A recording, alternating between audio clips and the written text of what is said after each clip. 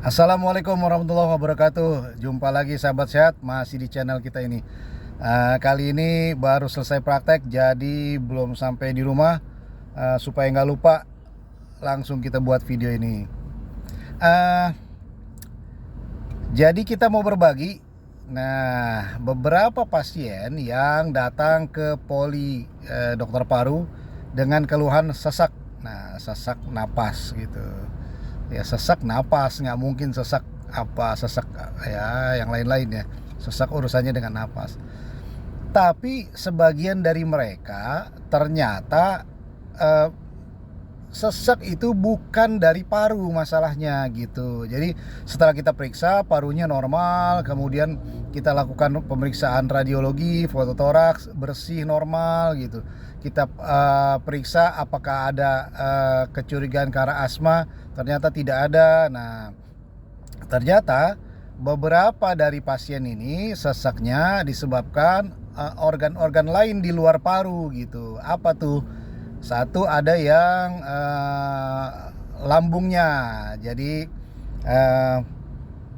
ada penyakit di saluran cerna yang namanya GERD, gastroesophageal reflux disorder atau disease ya.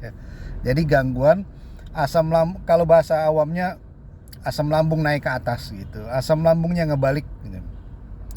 Itu sesak biasanya. Nah, pasiennya khas, dia sesak malam pas setelah dia makan malam, kemudian beberapa saat kemudian dia tiduran terlentang. Nah, itu asam lambungnya ngebalik sampai ke wilayah tenggorokan, bikin batuk-batuk, dan biasanya disertai dengan rasa seperti terbakar dadanya sini, panas, kok di dada saya panas ya, batuk-batuk, ada dahak, biasanya tidak ada gitu. Itu juga sesak, dan jangan lupa itu juga bisa bikin serangan asma menjadi kambuh gara-gara GERD tadi, gara-gara asam lambung yang naik ke atas. Pengobatannya ya obati itu GERD-nya, asam lambungnya ditekan, ada pantang banyak. Nah gitu, kalau di paru kan pantangnya cuma satu, rokok. Tapi kalau di situ banyak, apa tuh, makanan yang asam pedas, kemudian yang memproduksi gas gitu, sayur-sayuran yang produksi gas, kemudian kacang beserta derivatnya, sambal kacang dan segala macam, kopi, rokok. Nah, rokok kan memang semua penyakit biasanya ada kaitannya dari situ.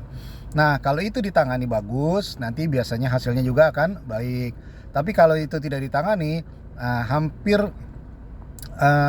tidak bermanfaat pemberian obat-obatan dari paru, misalnya inhaler segala macam, itu nggak bakal ngaruh banyak karena penyebabnya bukan dari saluran napas atau parunya gitu. Kemudian apalagi dari jantung, jangan lupa.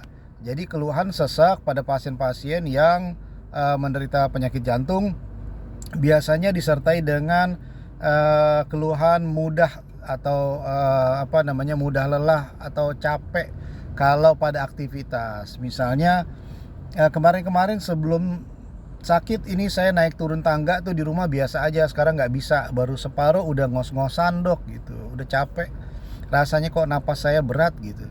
Atau misalnya dia berjalan 100 meter atau 50 meter, kemudian rasa dadanya berat atau capek gitu. Nah ini menjadi masalah. Biasanya karena keluhannya apa sih, sesak, ya udah ke dokter paru aja gitu. Karena biasanya kalau pasien sakit jantung taunya kalau jantungnya nyeri dada, rasa seperti ditikam, ditusuk, rasa terbakar, kemudian menjalar ke lengan kiri, semutan, atau rasa debar-debar gitu, atau sering pingsan, itu nggak ke jantung. Pasien-pasien udah tahu tuh. Tapi kalau dia sesak atau mudah lelah, biasanya larinya ke paru, padahal misalnya masalahnya adanya di jantung juga. Jadi banyak sebenarnya. Kemudian dari mana lagi? Dari THT. Jadi ada pasien yang ngeluh nggak bisa bernafas, berat, sesak sekali. Kok saya napas nggak enak ya?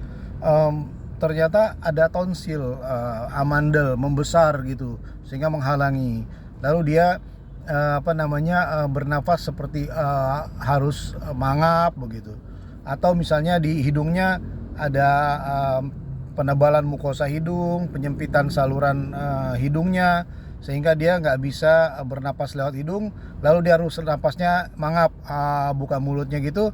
Nah nanti tenggorokannya, mulutnya jadi kering gitu, malah nggak enak, tambah sakit gitu. Jadi banyak nih faktor-faktor lain. Selain itu apa? Pikiran bisa nggak, kata orang? Bisa pikiran, tapi kalau pikiran bikin sesek biasanya neurogenik, artinya ya psikogenik lah. Jadi dia karena emosional segala macam, bisa kadang-kadang bisa mencetuskan asma juga gitu. Nah cuma kalau pikiran bikin sesek, ada kalau orang Betawi ada satu gejala, dia bilang nyesek gitu, bukan sesek, nyesek. Kenapa? Karena banyak pikiran jadi nyesek. Nah, kalau itu nyeseknya beda. Itu karena penyebabnya misalnya dikejar sama ojol pinjol gitu. Nah, kalau ada kejar-kejaran pinjol, diteleponin kemudian didatengin. Nah, itu rasanya kok saya nyesek, Dok. Jangan berobat ke dokter paru kalau kayak begitu. Kalau ada rasa nyesek, dadanya sempit, napasnya berat karena dikejar-kejar pinjol, maka pengobatannya lunasi pinjolnya, bukan minta inhaler sama dokter paru gitu ya. Oke, itu aja. Jadi sekali lagi, penyebab sesak belum tentu dari paru, tapi memang salah satu organ yang related, yang berkaitan dengan sesak, dengan pernapasan adalah paru dan saluran napasnya. Jadi harus selalu pastikan kalau memang bukan dari paru, parunya normal, saluran napas normal, maka kemungkinan ini berasal dari tempat lain yang harus diobati. Kalau enggak nanti sesaknya nggak akan bisa berkurang. Oke, itu saja buat hari ini. Terima kasih. Assalamualaikum warahmatullahi wabarakatuh. Salam sehat untuk kita semua.